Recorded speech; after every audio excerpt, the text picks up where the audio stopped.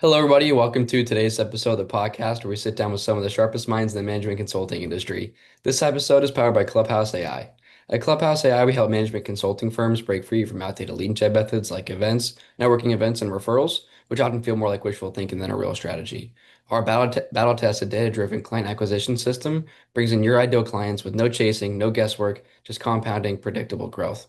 If you're in management consulting and looking to scale your business and see real results within the first week, don't miss the word growth for a free consultation. Now, without further ado, let's jump right into it. Today, we have a very special guest, Kasia Hein-Peters, founder and CEO of Abante Scientific. Thank you so much for being here today. Why don't you go ahead and introduce yourself and tell us a little about your story and what you do?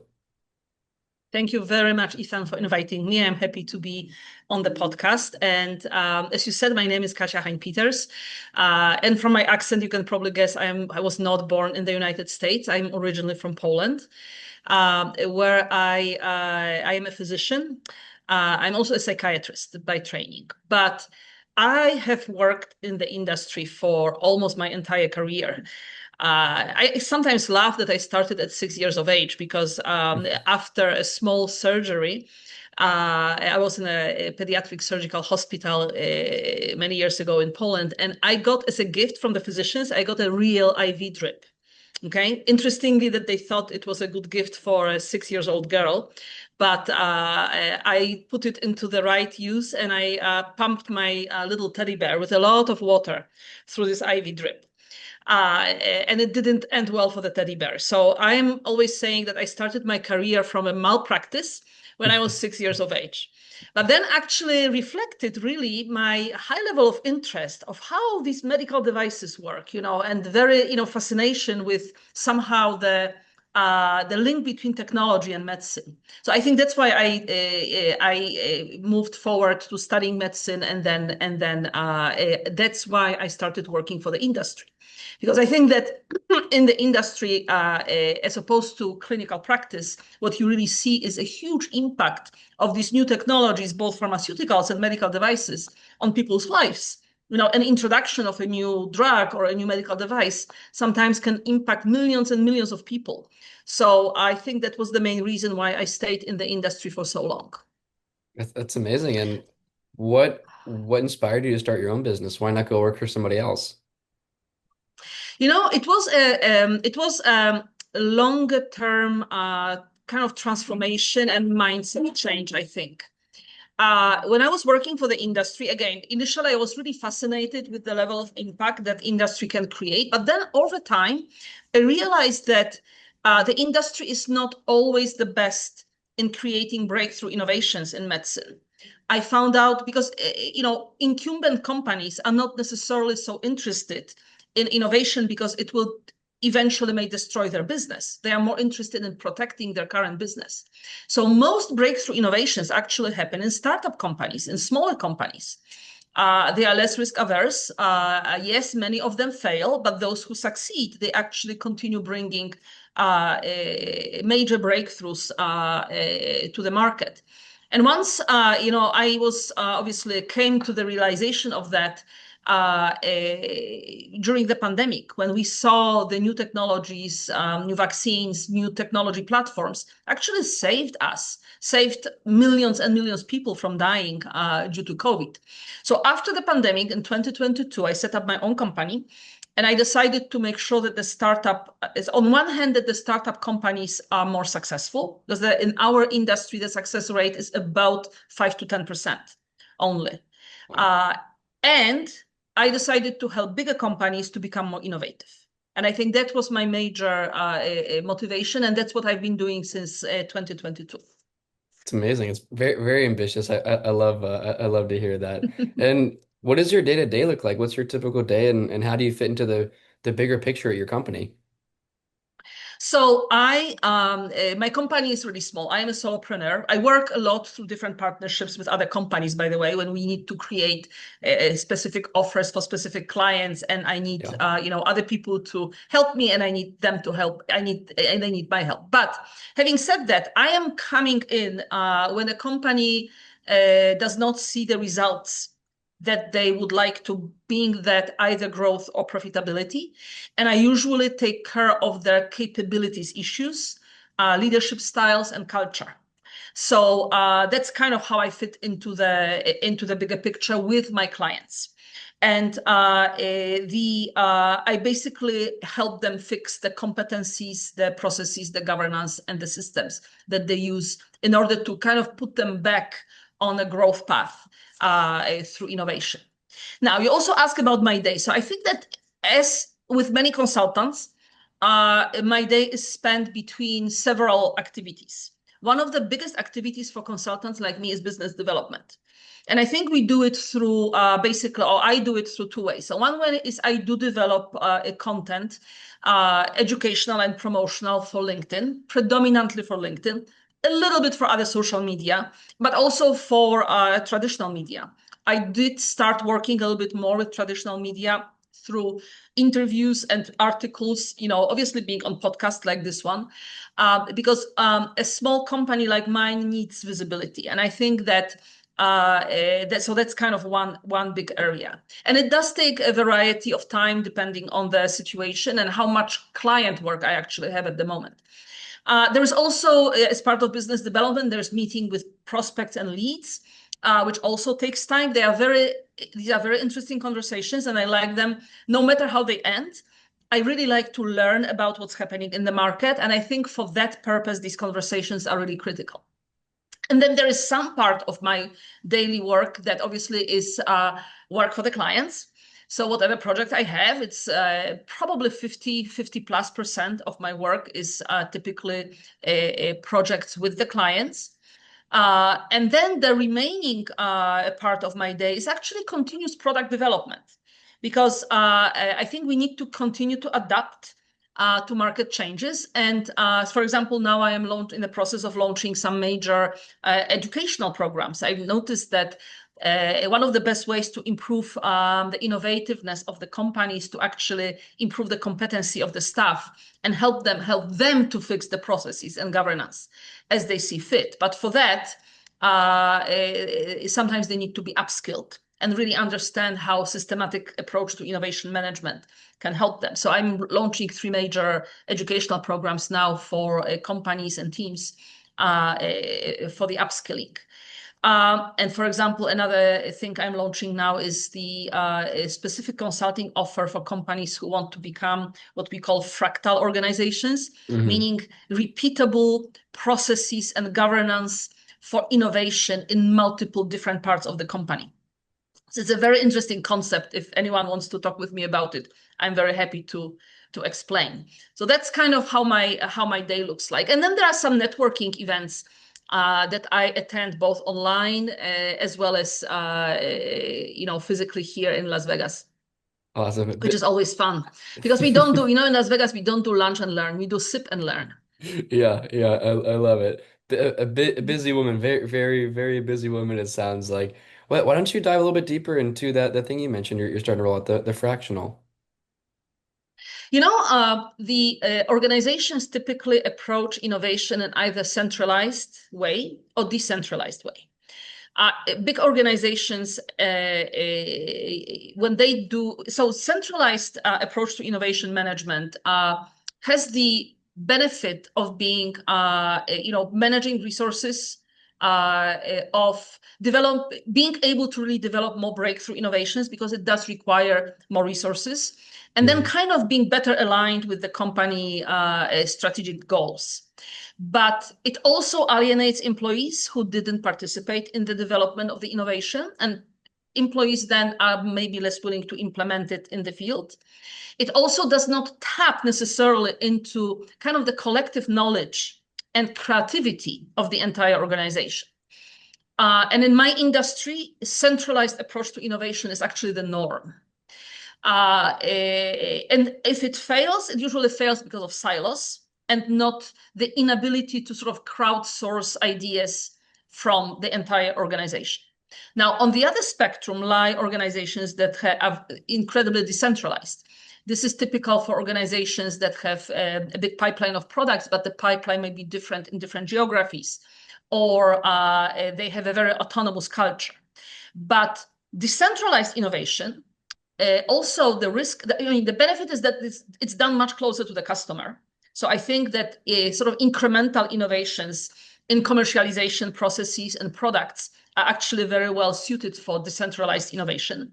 But it also risks duplication of efforts because the organization may not know that the same or very similar projects are going on in multiple parts of the organization.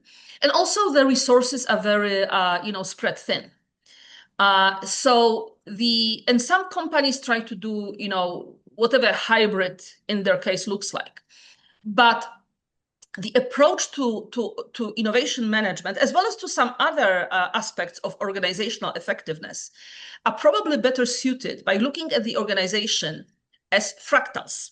Fractal is a term that comes from physics, chemistry, biology. It basically means repeatable units, right? And for example, many biological organisms are built from repeatable units. We are all built from cells. Many cells are very repeatable. We look at our, lungs. Lungs are created from repeatable segments. Our, leaves on the tree, they also grow in repeatable patterns. So nature already uses these fractals to optimize. And in the organizational structure, what it means is that we create units, and these could be business units, could be departments, could be task forces, could be any type of team that fits our strategy. And we equip them with competencies, processes, governance, and systems so that they can innovate themselves by themselves as much as the company wants to. So we give them certain level of autonomy. And this takes care of this decentralization of incremental innovation that is so important to be relevant for customers and to improve our commercialization in the field, in different countries where we operate, in different states where we operate, in different cities, different markets, however we define our markets. So you create these fractal units that are very repeatable across the organization. And then at the same time, the entire organization also has some innovation management responsibilities for bigger and more breakthrough projects. This way, you relieve your central organizations from taking care of incremental innovations, which are the bread and butter of everyday operations and commercial teams, right? Who can then do it autonomously because they are properly equipped to do it. But then you really focus your central research and development or innovation development organization to do bigger breakthrough projects that may be a little bit more risky. And you need more, not only more resources to develop them, but also to pilot them and de-risk them and test them in the field before you actually launch them. So That's I hope fascinating. it clarifies, but if you have any questions, let me know. Yeah, that was a good way of explaining it. From my understanding, it sounds like these organizations are building these smaller, like you said, autonomous, more intentional workforces that are able to take on the tasks that the large organization and the centralized organization, like you said, doesn't have the time to take on Yeah. or the resources to go and do all these different things. Rather, they're saying, okay, you guys do this, you guys do this, and you work on Mhm. your own. We won't. We'll just supply you with the resources you need. Is that right? Exactly. Yeah, Okay. that's right. That's right. That's Awesome. right. And it Thank you makes so an much for sharing. organization much more agile, and leaner in a way because there's less duplication and there's less silos. Awesome. Yes, that's fascinating. It's a little bit above my pay grade there, but yeah, that's awesome. Now, in terms of your business and how you're doing, how has this uprise of AI and tools and technology there impacted your business and your growth strategy? It's very interesting to watch the development of the technology over the last 3 years. Because I think that when I set up my business, it was just a few months before ChatGPT came to the market. And then I was not a very early adopter. I was not 100% sure how I can use it. But then once I adopted large language models, I practically use them every day. So I think large language models improved my efficiency enormously. And I use them, predominantly use Perplexity AI because it was developed more for people who do research, not only scientific research, but research online. I like Perplexity because it always gives me sources, which then Hmm. I can verify. So I have I have a premium account with Perplexity, and I see how Perplexity itself is growing and developing and is adding multiple functions. So it continues to improve and it continues to give me a lot of efficiencies in developing content. Now, what I never do, I never copy paste the content that I received from a large Of language course. model, because my frustration with even Perplexity is that it's sometimes incomplete and very rarely incorrect. I can test it. Sometimes I ask Perplexity about topics that I know a lot about, and I compare my knowledge with Perplexity. It actually does not match my knowledge as an expert in a couple of fields where I believe I'm an expert. So I think there's still some way to go, but with a kind of a quick research and summary of the research is very well done by large language models. So that's definitely one that I use. Uh, I also use a very specific innovation management model that's called Agent 360. It's not available for the public. It's available for innovation management consultants like me and some clients that I have. And it actually gives specific answers about innovation management, which is very interesting. So it also helps me to create content, to create offers for clients, make sure that I don't miss anything. So I use it on the everyday basis. I also use AI built into some services like Canva. Canva has also improved a lot over the last few years, Hmm. and now generates images, generates content. So it's, many services that I used before now are incorporating AI into the service. It actually helps me to eliminate, to use other tools that I used before. So it's almost like when the system grows, I out of the sudden realize that I don't need some other tools that I used in the past. So it kind of helps me to prioritize my toolbox and make sure that I don't use, I'm not spread thin and don't use too many tools. And then another way how AI actually helps me, AI helps me to cluster input. What I mean by that is, for example, when I run online hackathons for clients, we usually end up with a lot of ideas.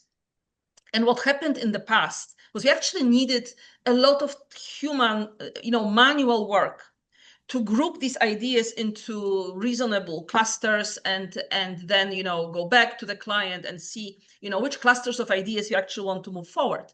This clustering is now done by AI. And what's very interesting is that because AI thinks differently than a human being, AI clusters these ideas sometimes differently than I would have done. And it kind of gives me a different perspective, which I think is interesting, because otherwise I would be just, doing this based on my perspective. Here I have another little partner, a small clustering AI agent that said, hey, we can do it differently.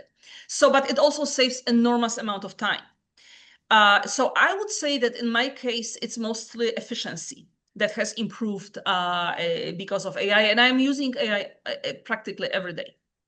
Yeah, that's amazing. I'm so glad you're an adopter of all these different tools. And yeah, agents are one of the more recent things that have come to about with AI and have been so useful for Mhm. businesses like yours because they're able to be customized to exactly what you need and what works for you. Like you said, you have your one that's only available to you and your clients and people in your space. It's amazing to have Yeah. those specific agents that have the context on the industry rather than just the large language model that would have a broad generic understanding. Rather, you have this more specific agent that Hmm. knows the more contextual things that go on within your business. And like you said, you have Yeah. the clustering one as well. I'm glad that you're utilizing all these different tools. That makes me happy. How is Yeah. that affecting your growth strategy? Where do you see your business going utilizing all these tools? I actually think that maybe before I go there, I like to maybe comment on your point about these kind of smaller language models Yeah. that are more like internal. I actually see this as the major profitability improvement Hmm. in companies who are, willing and ready to adopt it. Because when I look at my industry, medical device, pharmaceutical companies, biotechnology companies, there's enormous amount of time spent on writing different documents, being this, regulatory dossiers, clinical trials, protocols, and then the reports, papers, even reports, financial reports, quarterly financial reports for investors. And I know companies that already organize themselves in such a way by the proper data architecture and then having the small language models that practically can create each of these documents by AI. Now, it does not mean that a human being doesn't have a look and obviously has to make sure that it's all correct, etc. But the amount of time spent on writing this document was cut tremendously. So I actually see this as a major efficiency improvement and profitability improvement in the next maybe months and years to come. And I'm very, very eager to see how this will affect my industry. Yeah, I agree. Yeah, but coming back to the goals, I think that I will continue to expand my consulting and educational projects. I think that's definitely my goal. For that, I will probably use more, I will continue using AI to help me with content generation, educational content generation, predominantly consulting offers generation. So I will plan to continue doing that. I am not sure, and that's maybe, a good question for you. I'm not sure if this small language model for my own company would be something that I need to have or not, but that's something that I am, kind of thinking about. Should I actually have my own agent? Again, maybe my company is too small. I don't know. It remains to be seen, but I'm watching this space very close. One thing I'd like to say is that obviously a consultant like me needs to be visible and needs to have a appealing offer to potential clients. What I want to say, because we are talking, and I think it's a great addition to our discussion, is that my methodology that I haven't developed. I have got the innovation management methodology from a thought leader in innovation management. His name is Magnus Penker. He is a Swedish thought leader and best-selling author. But he developed his methodology based on innovation research. And our methodology has just been validated by 2025 Nobel Prize in Economic Sciences. Because three researchers who got this Nobel Prize, their research is the cornerstone of our methodology. So I will use this information to make sure that the methodology is a little bit more visible. Because I think it's very rare for a company to say, I based my methodology on the research that was done by Nobel Prize winners, right? And I'm very happy about that. Right. So that's kind of my goal for the nearest future, is to really share this information, make sure that companies are aware, and hopefully some will want to improve their innovativeness, capabilities, and leadership and culture. That's amazing. And what would that mean for you? I mean personally, what's driving the goals there? So me personally, because I work mostly in healthcare and life sciences, meaning pharmaceutical, biotechnology, and medical devices, it all leads to improving patient lives. Yeah. Our innovations serve patients predominantly. They also serve healthcare professionals to make their job easier and smoother and better. But at the end of the day, when physicians and nurses and other technicians working in hospitals and paramedics, if their life is easier and if their processes are easier and smoother, patients benefit from that. So at the end of the whole pipeline of innovation projects, there is always a patient. And I think that's my ultimate goal, is for all these innovations to improve patient outcomes and patient lives. And since we are all patients sometime or another, it's really to improve our lives. Yeah. Yeah, that's amazing. I'm glad you shared that. Yes. I'm glad that Mhm. you have a passion behind your business rather than just Mhm. your own ambition and Yeah. your own desires, that you're looking more bigger picture and for other people as well. It's a trait not many people have, and that more people should adopt, and I thank you for that. Well, we've covered almost everything I want to cover today. We've dived into almost every aspect of your business and how you've been helping your clients and scaling and using AI and different tools. I want to get more into your personality now and how you've been successful. So before we go, what's would you say the biggest lesson you've learned along your journey as an entrepreneur, as a business owner, someone in this field that's helped you become who you are today? So, I've been entrepreneur for just a couple of years. So most of my kind of lessons learned still come from my corporate work. But if I compare what I did in corporate versus sort of the last 3 years as an independent consultant, I would say the last 3 years taught me ruthless prioritization. Because for a bigger company, especially a company with relatively high profit margins, which the pharmaceutical industry is, I think that if you waste your time on certain things, it does not necessarily impact business negatively and immediately. But if you are a small company and you waste your time on things that are not important, then you are not realizing, basically, you cannot realize your business goals. I think it's a very clear, a very quick trade-off. So I've learned to prioritize my resources, my time, even the tools that I use, so that I don't spread myself thin. So that's one lesson. And I think the second lesson is that as an individual consultant, I need to be much more aware of the new technology developments in Hmm. the marketplace. So I need to, through my networking and kind of self-education and watching the market and talking with clients, I am much more aware of maybe technology trends that are on the market that I was before. And I think that's very important for us individual consultants to make sure that we don't lose sight of how the market is developing, what are the new emerging trends. Of course, yeah, that's so valuable, especially for yourself, like a solopreneur and other solopreneurs out Mm, there. You need yeah. to stay up to date on those technologies, like these agents, like you're saying, in the small language models rather than the large language models that would be able to act almost as like two or three other Hmm. employees that you won't have to hire. You might maybe you'll have to pay $50 a month for the agent or whatever it may be. But in the end, it's saving you money and time from having to make these hires, and it's making your job more efficient and allowing you to have that lifestyle business and continue to be a solopreneur, not have to deal with the hassles of owning a large corporation Hmm. or business there. That's amazing. And back to your first point when you said priorities were Yeah. really important for business owners and executives and really anybody. Would you be able to give me an example of something like that? Um, about priorities. For example,